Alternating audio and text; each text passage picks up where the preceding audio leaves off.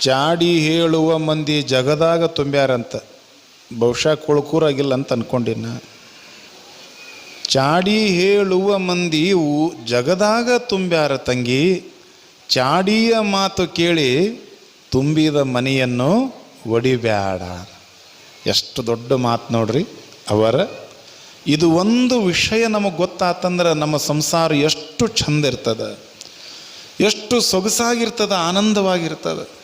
ಆದರೆ ಕೆಲವು ಜನ ಮನೆ ಒಡೆಯೋದ್ರೊಳಗೆ PhD ಮಾಡಿರ್ತಾರೆ, ಚಾಡಿ ಹೇಳೋದ್ರೊಳಗೆ PhD ಮಾಡಿರ್ತಾರೆ.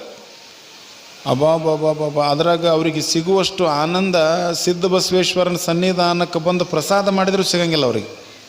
ಅದ್ರಾಗ ಅಷ್ಟು ಆನಂದ ಸಿಗುತ್ತಿರ್ತೈತೆ ಅವ್ರು, ಅಷ್ಟು ಆನಂದ. ಒಂದು ಮುದುಕಿತ್ತು, ಯಾರ್ದಾದ್ರೂ ಮನೆ ಒಡಿಲಿಲ್ಲ ಅಂದ್ರೆ ಉಂಡಿದ್ದು ಊಟ ಜೀರ್ಣ ಆಗ್ತಿರ್ಲಿಲ್ಲ, ಪಚನ ಆಗ್ತಿರ್ಲಿಲ್ಲ.